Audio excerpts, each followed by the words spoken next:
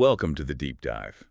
We are plunging headfirst into the really tumultuous, high-stakes political chaos of the 1860s. Right.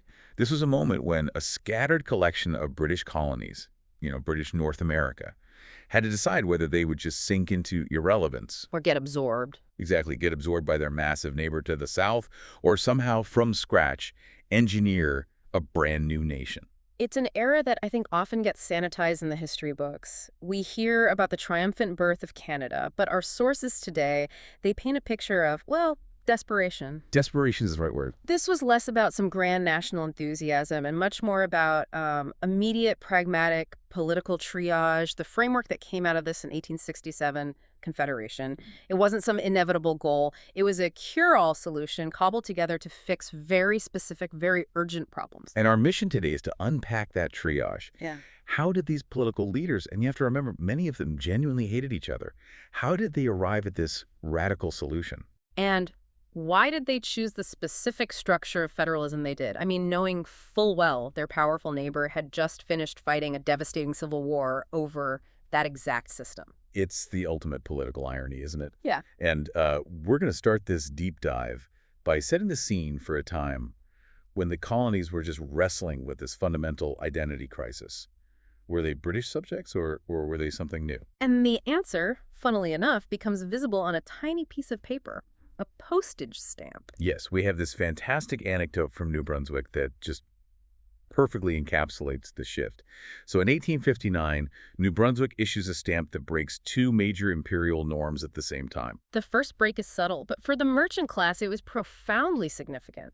The stamp's value was shown in cents, Not British pence. not pence. And this was a clear, visible step away from the established imperial trade systems, away from sterling currency that had governed colonial finances for centuries. Good signal, right? It's a huge signal. It's a financial alignment with the U.S. dollar and a quiet standardization of currency across British North America. It points toward regional autonomy over imperial uniformity. A tiny piece of paper, a huge statement of monetary independence. But the second break was just pure, unadulterated scandal. Right. The Postmaster General, a man named Charles Connell, had the sheer audacity to replace the required image of Queen Victoria With his own face. with his own face. And that tells you everything you need to know about the uncertain, shifting identity of these colonies in the early 1860s. Protocol dictated reverence for the crown. Of course. But Connell, he was asserting a kind of local, almost Republican autonomy. He was thinking perhaps that the colonial official was now the relevant face of government, not some distant monarch. Unsurprisingly, London and the colonial governor were furious. Oh, absolutely. The scandal just erupted. Connell was forced to buy back and burn nearly every single copy of his own scandalous stamp right there on his front lawn. It's a wonderful, absurd moment.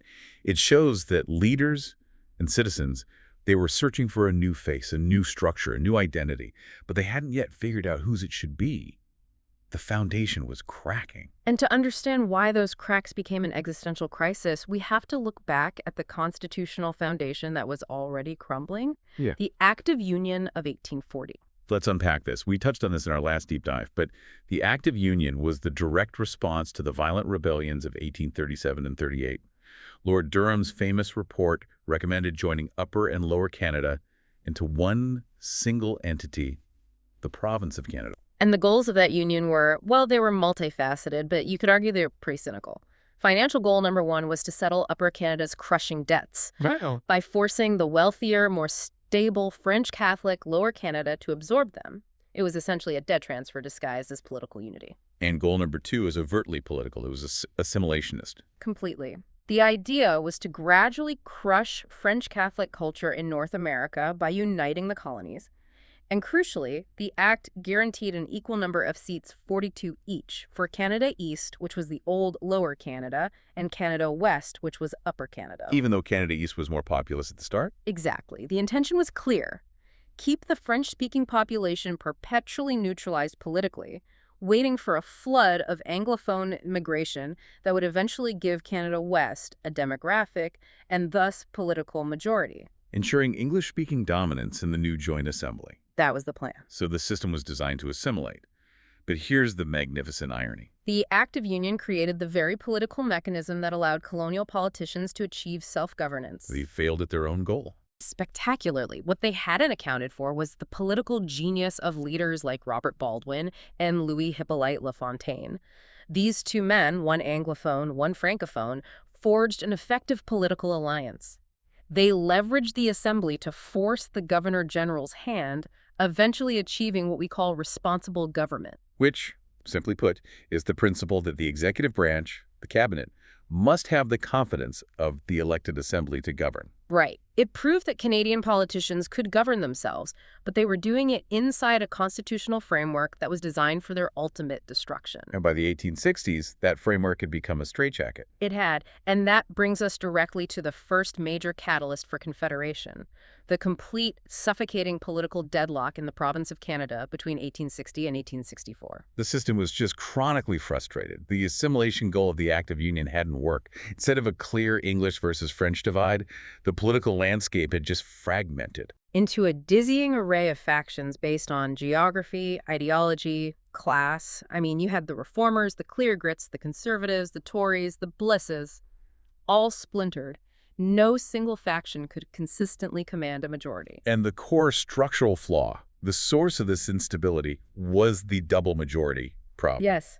Let's explain the double majority because it's a concept unique to this failed experiment. Please. Now, since the Act of Union stipulated equal representation, 42 seats per section, any government trying to pass a law or even a budget needed to secure a majority of votes. In both sections. Simultaneously, a majority in Canada West and in Canada East. This was the unintended consequence of the Act's original design to protect the English minority in Lower Canada. It ended up protecting both sections from the dominance of the other. So if a government was wildly popular in, say, Canada West, but couldn't get the assent of Canada East representatives like Georges-Étienne Cartier's Conservative Blue Coalition, then what? The government couldn't function. They couldn't pass legislation. They couldn't raise taxes. They were forced to seek these incredibly unstable alliances across old geographic and cultural barriers just to survive day to day. And that's why you see ministries rising and falling with such dizzying frequency in the early 1860s. Exactly. 5 governments in just 4 years. And this political churn, it wasn't just a minor inconvenience. It meant they couldn't organize defense, they couldn't fund necessary infrastructure, they couldn't even manage the currency system effectively. The very ability to govern was paralyzed. And this paralysis, it encouraged spectacular, almost cynical political maneuvering. It just shows how desperate things were. Oh, absolutely. And this is where we have to talk about the infamous double shuffle of 1858, orchestrated by John A. Macdonald. It's the perfect example of exploiting a system flaw. Under the 1840 Constitution, there was a specific rule. Any colonial politician appointed to the cabinet had to immediately resign their seat and seek re-election in a costly, time-consuming by-election. The rule was designed to ensure constituents approved of their representative taking higher office. So in 1858, George Brown's recently formed government is briefly voted out while many of his key ministers are busy campaigning in these required by-elections. Right. And Macdonald, the masterful political strategist for the opposition, he seizes the moment. He forms his own government. But if he had simply appointed new ministers, they would have had to resign and risk losing those by-elections, immediately crippling his new government. So what does he do? He devises this breathtaking scheme. He forms a new ministry, ensures his ministers are appointed, and then just 3 days later, his entire ministry resigns en masse. They all quit. For a moment. He then asks the governor-general to immediately reappoint the same ministers, but to different cabinet posts. A shuffle. A shuffle. The legal argument was that since they were only shuffling between existing cabinet posts and weren't truly new ministers, they were exempt from the by-election rule. And he did this not once, but twice. Hence, the double shuffle. It was legalistic genius, but profoundly undemocratic.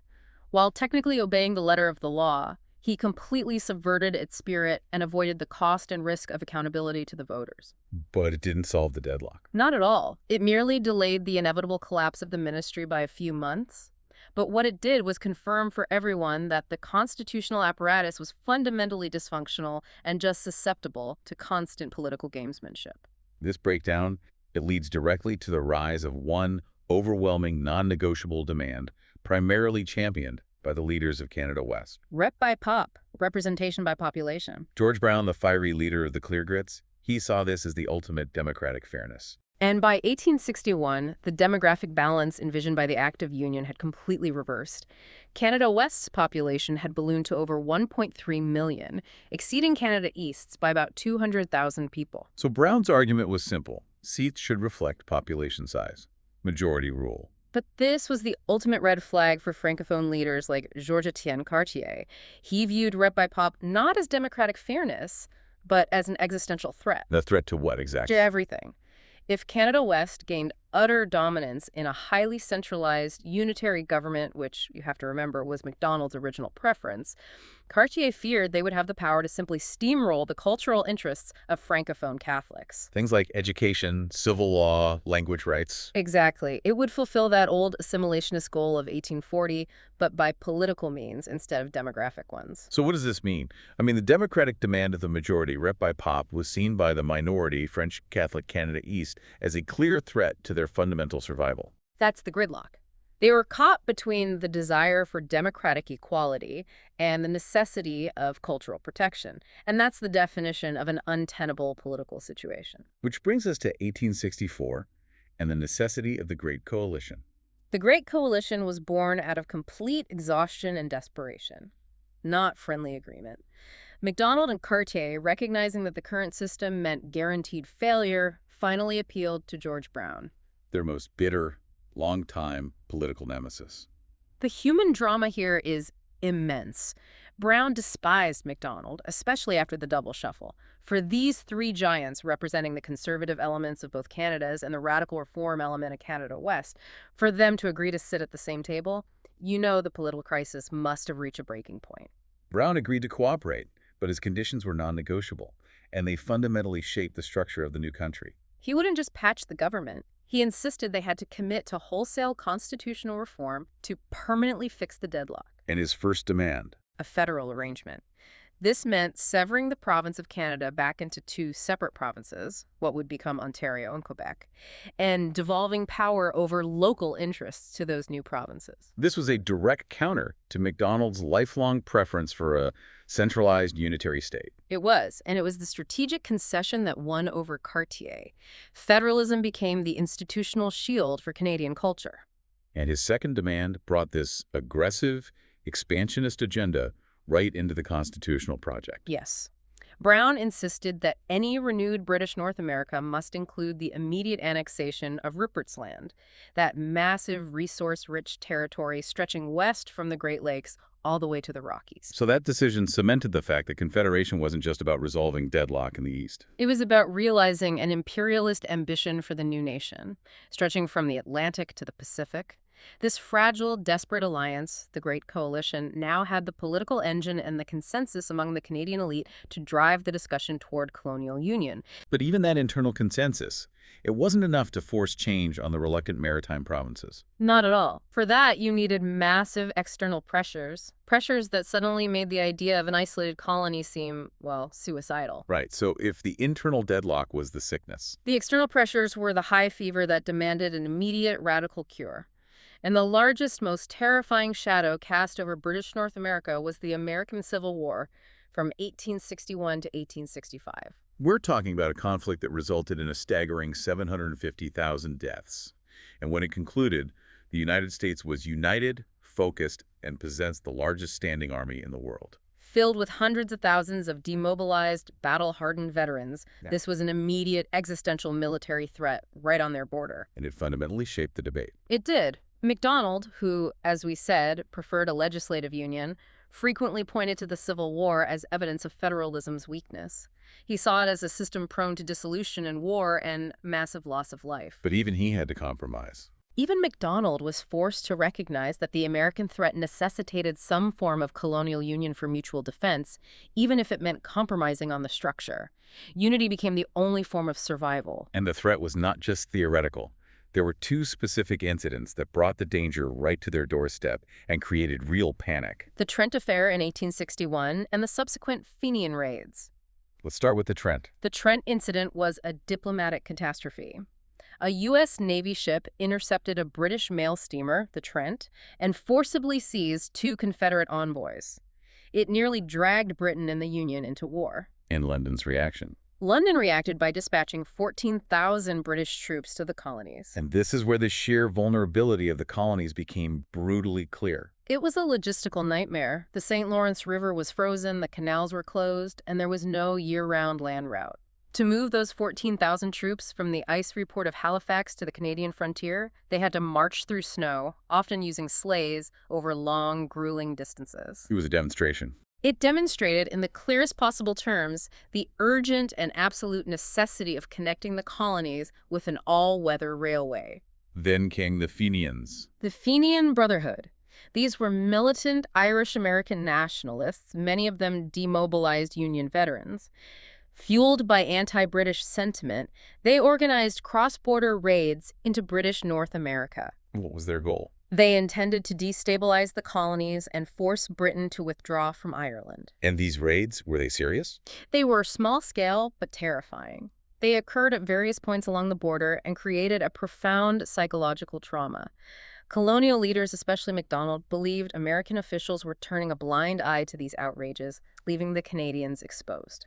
And that exposure was compounded by Britain's shifting priorities. Exactly. At the exact moment the Fenian threat peaked, Britain was signaling a desire to reduce its costly military commitments abroad, including drawing down garrisons in the colonies. This left MacDonald deeply distrusting both American intentions and British commitment. So they realized they couldn't rely on Mother Britain for defense. They realized they were on their own. And that forced them to take radical steps for collective security. So military vulnerability drove the need for unity in infrastructure. And economically, the ground was equally shaky. This economic context is absolutely critical because it provided the impetus for a unified internal marketplace. Britain, in the mid-19th century, had fully embraced laissez-faire capitalism and free trade. And what did that mean for the colonies? It meant ending the system of preferential tariffs that had long protected their economies. For centuries, the colonies had benefited from preferential access to the massive British market. And when Britain ended these protections, the tariff-dependent economies of British North America were suddenly exposed to global competition. They could no longer rely on protected access to London. They desperately needed new avenues for trade. And if losing the British market was a major challenge. Losing the American market was potentially catastrophic. This is the Reciprocity Treaty of 1854. Right, which had provided this valuable economic lifeline, allowing free movement of raw materials between the U.S. and British North America. But, frustrated by perceived Canadian sympathy for the Confederacy and viewing the treaty as economically disadvantageous, the U.S. canceled reciprocity in 1866. The timing couldn't have been worse. Not at all. The dramatic economic demand created by the Civil War had temporarily masked the structural weaknesses of the colonial economies. Once that war boom ended, the cancellation of reciprocity left the colonies facing a severe trade depression. So they urgently needed a replacement market. And the only viable option was a single, unified colonial marketplace created by political union. The need to establish common external tariffs and free internal trade was paramount for economic survival. And all these converging factors, military vulnerability, trade depression, political deadlock, they all crystallized into an obsession with one project. The Intercolonial Railway, the ICR. The railway wasn't just a convenience, was it? No, it was seen as the physical, material manifestation of Confederation. It was the one thing that would solve their defense problems and their economic problems simultaneously. It promised to connect the Canadian heartland to the ice-free maritime ports year-round. And in New Brunswick, Premier Charles Tilley was the great champion of the ICR. He was. He made New Brunswick's support for Confederation entirely conditional on Canada buying into the railroad funding, which London was willing to guarantee through massive loans. So here's the paradox that reveals the depths of the political failure in the province of Canada. Right. The Maritimes had agreed to a railway deal with funding guarantees back in 1862, but the Canadians backed out. Why? Because of their internal political reasons, Yeah. that constant frustrating deadlock we spent so much time on. So Confederation wasn't technically necessary to fund the railway. No, the railway could have been built years earlier. Confederation was necessary to secure the political will and the stability in the province of Canada to actually follow through on the agreement. So the ICR, which many worried would prove to be an economically disastrous white elephant, Became the essential political structure needed to unify the colonies. It was the bait. So by 1864, the elements were all aligned. You've got Internal paralysis demanding a radical fix, Rep by Pop and the deadlock. and external crises demanding immediate collective defense and economic unity. The U.S. threat, the end of reciprocity, the ICR necessity, all of this sets the stage for the constitutional conferences. These conferences were the crucible where the new Constitution was forged through intense, often dramatic bargaining. And it's significant because, really for the first time since the American Revolution, colonials were designing their own future rather than having a constitution imposed by Britain. And the process started rather humbly with the Charlottetown Conference in September 1864. This meeting was not initially about pan-colonial union. Right, it was for a much smaller project. A much smaller project.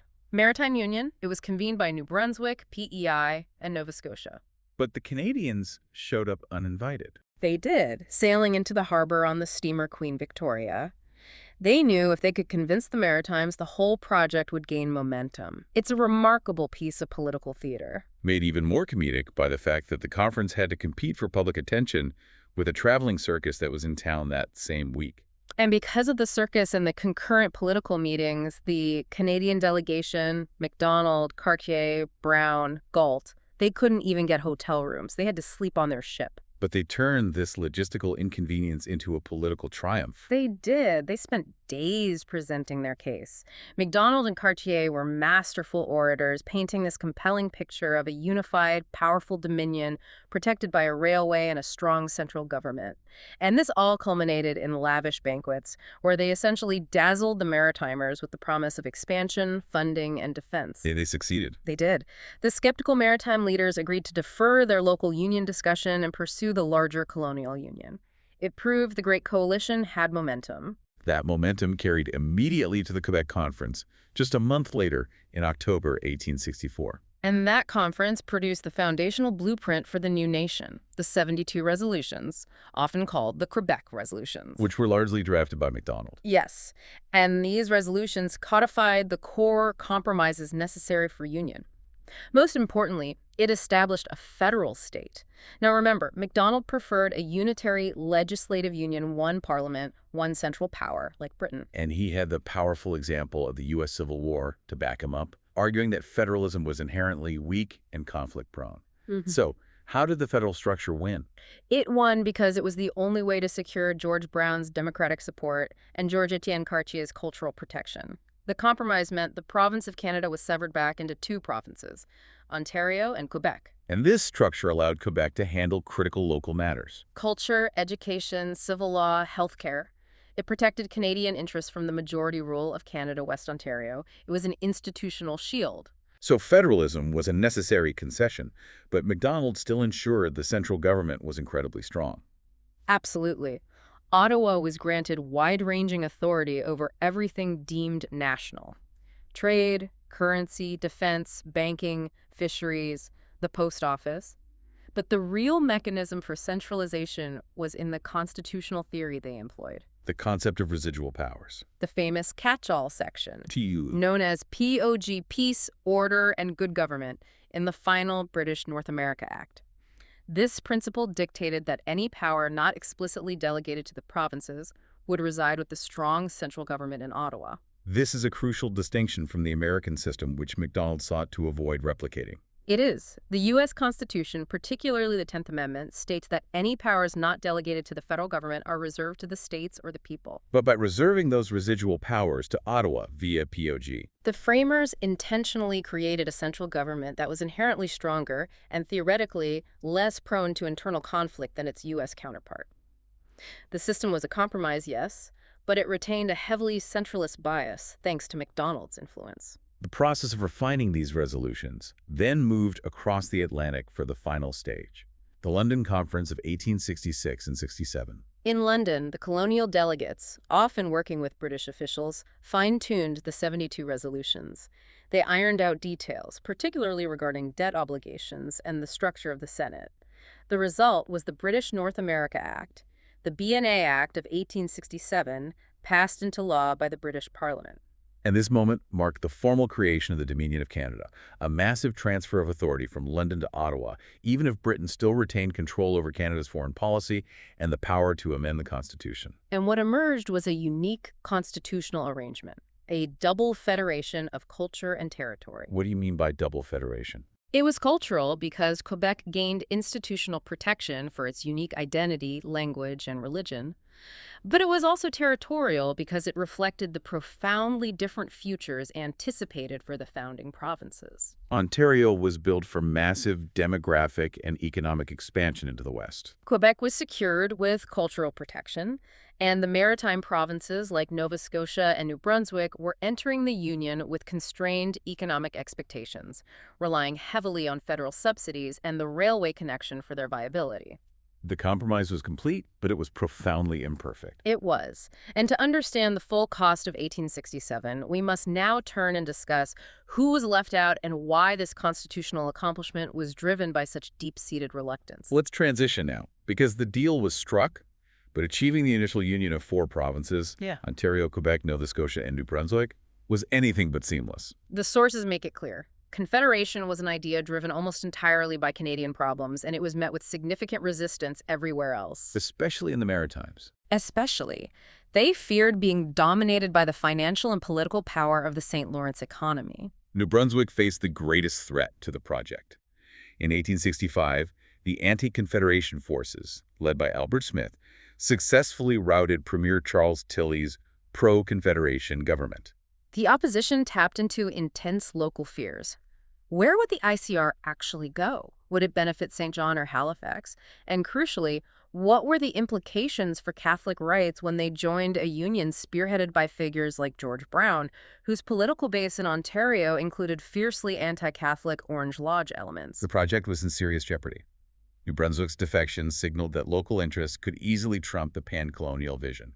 And it took the immediate reapplication of those external pressures to reverse the situation. Confederans. The ongoing threat of the Fenian raids, which intensified in 1866, and the acute economic fallout from the cancellation of the Reciprocity Treaty, which hit New Brunswick's timber trade, hard-swung public opinion and political momentum back toward Tilley and the Unionists. So Tilley returned to power, and New Brunswick was brought back into the fold. Right.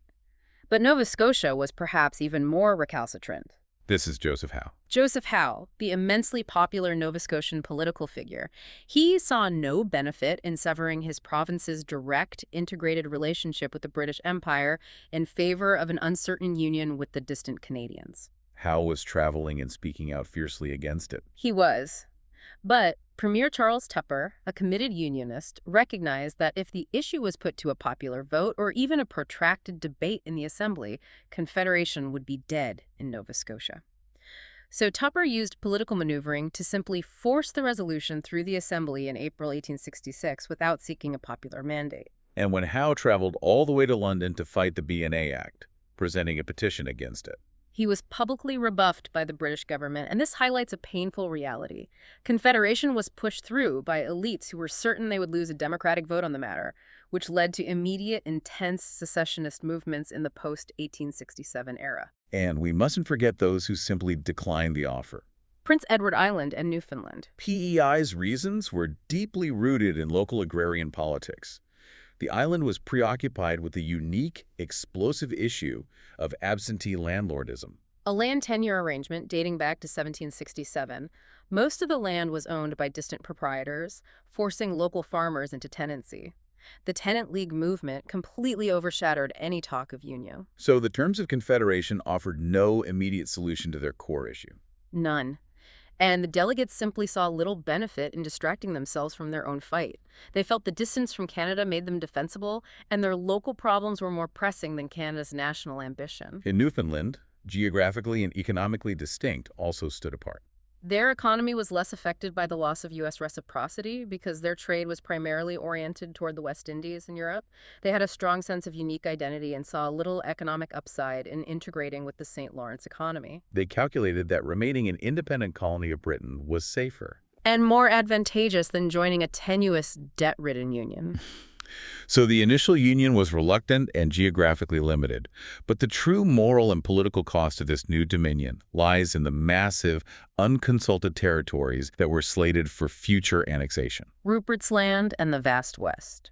The ambition to annex Rupert's Land was a core, non-negotiable condition for George Brown joining the Great Coalition. This plan for westward expansion was fundamental to the new nation's existence and identity. Why this aggressive, almost feverish imperialist urge, especially from Canada, West Ontario? It was driven by sheer land hunger.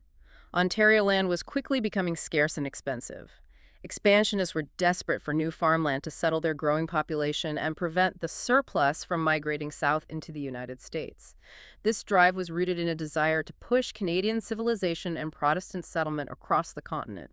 An aggressive, often racist agenda. It was. Meanwhile, the Canadian interests, primarily through the Catholic Church and historic fur trade connections, also wanted to formalize centuries-old linkages between the St. Lawrence and the people beyond the Great Lakes, though their motivations were often less about settlement and more about securing influence. But the sources are stark about the environment in which this ambition developed. It was a context of growing racist sentiment, intense tension, and open hostility, particularly between the Catholic Métis populations at Red River and the aggressive Protestant Orange Lodge elements moving west from Ontario.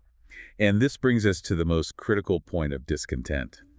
The people living in the West were entirely excluded from this constitutional process. The people of the Red River Colony, or Assiniboia, including the sovereign Indigenous nations and the Métis peoples, who were a distinct and powerful political entity, the new nation, along with the European settlers, were not consulted about the transfer of their territory. They weren't at the table. Not even in the building. The land, nominally held by the Hudson's Bay Company, was simply regarded as a political commodity ready for annexation by the new Dominion. So the constitutional transfer of 1867, therefore, was a watershed for Indigenous populations across the entire continent. It signaled that the authority over territory and peoples was shifting from the Crown in London, which historically held treaty-making authority, to the new Dominion government in Ottawa. And Ottawa immediately began implementing policies rooted in assimilation and land seizure. And we see the foreshadowing of this in the farthest west, in British Columbia, which had not yet joined Confederation. Even in the 1860s, colonial figures were actively working to minimize Indigenous rights ahead of Union. Specifically, figures like Joseph Trutch. Joseph Trutch, who served as Chief Commissioner of Lands and Works in the 1860s. He was relentless. He aggressively denied Aboriginal title, cut back reserves, and systematically pushed Indigenous peoples out of the way of settlers and ranchers, often with open contempt for their claims. And he carried that attitude to Ottawa. He did.